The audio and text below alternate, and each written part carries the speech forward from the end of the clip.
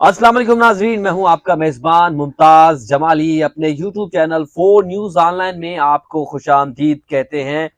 काफी अरसा हो गया था, काफी दिन हो गए थे, हमने प्रोग्राम नहीं किया था शाहिद हुसैन के साथ, जो कि हमारे कुलीग भी हैं, सीनियर जर्नलिस्ट भी हैं और कोर्ट के मुख्तलिफ मामलात में इनकी बड़ी नजर होती है। इनका अपना यूट्यूब चैनल भी है जहां पर आपको पल पल अपडेट भी करते हैं।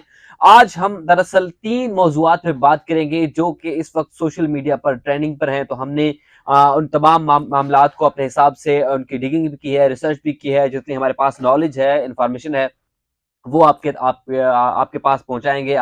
आज सबसे पहले हम बात करेंगे कमसन बच्ची के मुबैना अगवा यानी मेहदी काजमी की कम उम्र बच्ची के मुबैना अगवा केस में मामलात कहां तक पहुंचे।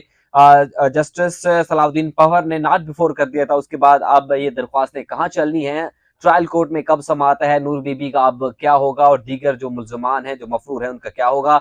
उसके साथ साथ हम आज बात करेंगे सानिया मिर्जा और शोएब मलिक के दरमियान अलहदगी के मामलात पर, खबरों पर। क्या दोनों की जानब से अब तक ऐसी किसी खबर की तस्दीक की गई या नहीं की गई। साथ ही साथ तीसरा जो मौजू है, फिरोज खान और अलीजे के दरमियान एक नया मामला अब से कुछ दिन के बाद सामने आना है। वो किसकी जानब आना है, वो आपको तमाम तफसीलात इस वीडियो में रखेंगे। मेरे साथ आज के प्रोग्राम में होंगे शाहिद हुसैन, जो कि सीनियर जर्नलिस्ट हैं और कोर्ट रिपोर्टर भी हैं।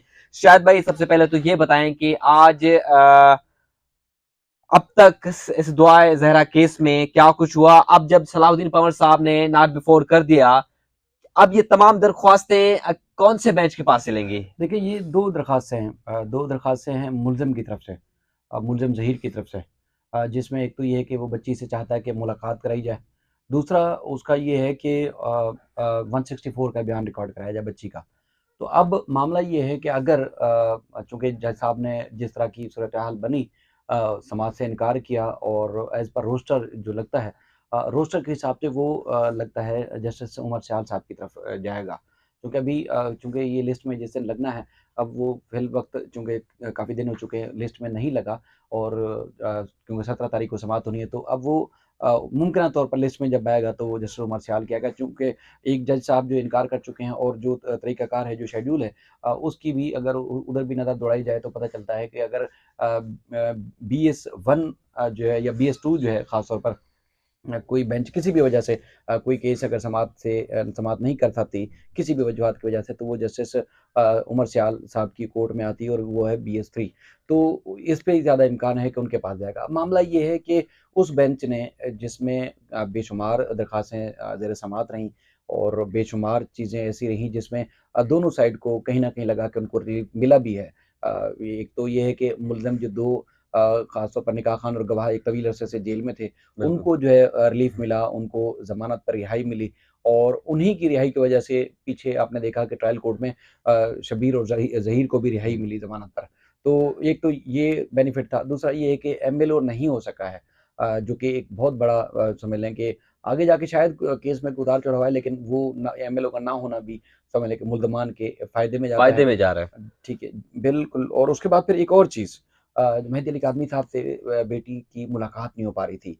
तो आपने देखा कि अदालत ने अपने इख्तियारात इस्तेमाल करते हुए मौविया से वालिदैन को मुलाकात की इजाज़त दी और उसके बाद फिर आपने देखा कि वहाँ से जब हाई कोर्ट से ऑर्डर आया, 5 घंटे की उन्होंने मुलाकात की अपनी बेटी से चाइल्ड प्रोटेक्शन यूनिट पे, तो उसके बाद फिर ट्रायल कोर्ट से भी उनको इजाज़त मिल गई। तो एक तरफ देखा जाए उनको भी फ़ायदा हुआ, दूसरी तरफ उनको भी फ़ायदा हुआ, लेकिन केस में जो एक समझ लो कोई नई पेशरफ्त या नया मोड़ तब आया जब डॉक्टर साहिबा की एंट्री हुई। उसमें बिल्कुल।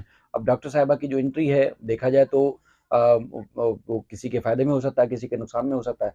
लेकिन इस केस को समझ चुके थे जस्टिस सलाउद्दीन पवार साहब। अब पेशरफ्त यकीनी तौर पर बड़ी अहम पेशरफ्त का इम्कान था, लेकिन उसमें उनका इनकार करना, उससे ये लग रहा है कि अब जो नया बेंच आएगा, उसमें ये केस में मज़ीद वक़्त लगेगा, मज़ीद वक़्त दरकार होगा, केस को समझने में, समझाने में और उसके बाद फिर अदालत उसमें अब किस नतीजे पे पहुँचती है, तो उसमें कुछ वक़्त लगेगा। लेकिन जहाँ तक बात है कि बच्ची अब कहाँ जाएगी, बच्ची का फ्यूचर क्या है? देखिए मुमताज़, आप रोज़ जो है बैठ के रिपोर्ट करें, जो दिल चाहता है आप रिपोर्ट करें, जिस तरह बैठ के रिपोर्ट करें, कोई पूछने वाला नहीं है। कहने का मकसद ये है कि अगर किसी भी साइड से गलत अगर चीज़ रिपोर्ट की जाती है, तो उसमें किसी ने तरदीद या किसी ने तस्दीक थोड़ी करनी है। बिल्कुल ऐसे ही है। ठीक है। अब चाइल्ड प्रोटेक्शन यूनिट से बच्ची के नाम से क्या-क्या खबरें नहीं चलाई गई। हम्म। उसमें 100% किसी बात में कोई सदाकत नहीं है। माँ बाप जाके मिले। अगर ऐसी बात होती कि बच्ची माँ बाप के पास नहीं जाना चाहती, बच्ची माँ बाप से नहीं मिलना चाहती या उसके साथ क्या कुछ गुजर चुका है, तो यकीनी तौर पर वो बच्ची माँ बाप से मिलती भी नहीं। चूँकि वो सिक्योरिटी है वहाँ पर। हमें तो ये भी बताया गया कि एक दफ़ा मीटिंग के दौरान वहाँ पर जब माँ बाप से मुलाकात हो रही थी, तो बच्ची को प्यास लगी। बच्ची को प्यास लगी तो ज़ाहिर है माँ-बाप के पास पानी था, क्योंकि टाइम वहाँ बैठे हुए थे। हुँ। तो इतने सख्त एसओपीज़ हैं कि माँ-बाप अगर ने चाहा कि बच्ची को अगर प्यास लग रही है तो अपना जो उनके पास पानी था, अपने लिए जो लेके गए थे, वो उनको दिया जाए, बच्ची को दिया जाए, तो चाइल्ड प्रोटेक्शन यूनिट वालों ने वो पानी लेने से इनकार किया। अपना जो उनका पानी था वहाँ चाइल्ड प्रोटेक्शन यूनिट में, वो पानी उनको पिलाया। अब खुद अंदाज़ा लगाएँ कि अगर माँ-बाप के साथ बैठ के वो माँ-बाप की तरफ से जो दिया गया पानी नहीं पी सकती, तो कुछ और चीज़ें वहाँ कैसे हो सकती हैं और फिर खबरें कैसे आउट हो सकती हैं। बिल्कुल ऐसे ही ये है। मुमकिन ही नहीं है। मुल्ज़मान साइड से आपको पता है जो उनके लोग हैं, वो बहुत ज़्यादा वाविला मचाते हैं इस चीज़ को लेके, बहुत ज़्यादा वाविला मचाते हैं, लेकिन उसमें किसी किस्म की कोई सदाकत नहीं। हाँ, बच्ची माँ-बाप से मिली है और अब 16 तारीख को फिर मुलाकात है और उसमें बच्ची ने पहले भी हमें पता चला था मुख्तलिफ़ ज़राए से कि उसने बड़े अच्छे तरीके से माँ-बाप से मिली। खुशगवार माहौल में मुलाकात हुई।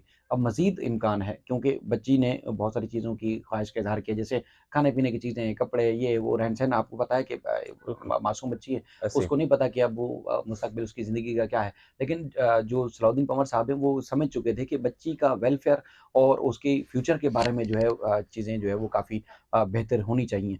अब इस तरह की शादियों का देखिए मुस्तकबिल तो कोई नहीं है। अब ज़ाहिर है जो चीज़ जिसकी बुनियाद ही गैर कानूनी रखी गई हो, जिसकी बुनियाद ही गलत तरीके से रखी गई हो, तो उसका अंजाम भी बिल्कुल वही ऐसे ही होगा है। कि मुल्ज़िम को इस चीज़ का कोई फ़ायदा नहीं होगा। हाँ, माँ-बाप को ज़ाहिर है उनकी तज़लील भी हुई, तज़यीक़ भी हुई, उनके साथ बड़ी नाइंसाफ़ी हुई। आपने देखा कि जिस तरह पूरी कम्युनिटी को, पूरी सोसाइटी को और पूरे समझ लें पाकिस्तान में जो अपनी बच्चियों से अगर हमदर्दी करता है, वो अगर साथ खड़े हो जाते तो इतना वक़्त ना लगता। आपको पता है सबसे बड़ा जो नुकसान होता है जो हमारे मुल्क में, वो लोग इल्ज़ाम आयद करते हैं जी फलाँ सियासतदान ने फलाँ डाकू, फलाँ डकैत, फलाँ चोर, लुटेरा, सबसे ज़्यादा नुकसान पहुँचाते हैं, यकीन मानो ब्यूरोक्रेसी आके पहुँचाती है। बिल्कुल ऐसे ही है। आप पुलिस की सतह पर देख लें, वहाँ महकमा सेहत की सतह पर देख लें, किसी तरह भी देख लें, वहाँ ये केस रोज़ डिस्कस होता है। वहाँ डिस्कस होता है इस तरह की बात। तो य यकीन मानिए वो भी नहीं चाहते कि बच्ची माँ-बाप के पास आ जाए। कई ऐसे लोग हैं जिनसे बात होती है, जो लोग राब्ता करते हैं, उनकी ख्वाहिश है कि शादी हो गई यार, जाने दो यार, हो गई, मसला नहीं है। तो अब मामला ये है कि चलते हुए हमें अदालतों में भी लोग तस्करे करते हाँ, हैं, यार बहुत अब मिलते हैं। छोड़ दो यार, आप जाने दो। भाई कैसे जाने दो? फिर ये जो बड़े वो कहते हैं ना कि कानून पास करने के बाद जब आपने क्रेडिट लेने होते हैं, बड़ी नीचे से लेके ऊपर तक सूबाई हुकूमतें, हुँ। वज़ीर घंटों-घंटों तकरीरें करते हैं और कहते हैं जी बच्चों के तहफ़्फ़ुज़ के लिए हमने ये किया। तो फिर वो कवानीन बनाए क्यों थे? भाई सपोर्ट करने का मकसद ये है, इस इश्यू को लेके चलने का मकसद ये है कि जो कवानीन बनाए गए थे, हुँ। उस पर अमल-दरामद नहीं हो रहा। मेहदी काज़मी को अगर ये कानून इजाज़त ना देता, जिब्रान नासिर को अगर ये किताबों में लिखे कवानीन इजाज़त ना देते, तो अदालतों से उनको फिर किस तरह रिलीफ़ मिलता? ज़ाहिर है वो कवानीन जो बनाए गए हैं बच्चियों के तहफ़्फ़ुज़ के लिए वो उनको रिलीफ़ देते हैं, तभी तो उनको रिलीफ़ मिल रहा है। बिल्कुल ऐसे ही ठीक है। है? और अगर ये कवानीन जो बनाए गए हैं, उस पर अमल-दरामद नहीं होगा, तो यकीनी तौर पर वो कवानीन जो है फिर उनको रद्दी की टोकरी में फेंक देना चाहिए। फिर तो कोई भी बच्ची के तहफ़्फ़ुज़ के लिए, अपनी बेटियों के या अपने लख़्त-जिगर के तहफ़्फ़ुज़ के लिए कुछ नहीं कर सकेगा। तो इम्कान ये है कि आने वाले दिनों में बड़ी मज़ीद पेशरफ़्त होगी और हमारी तो ये भी सोर्सेज़ बताते हैं कि अब मुल्ज़मान साइड से जो लोग हैं, मुल्ज़मान साइड वाले, वो थक भी चुके हैं।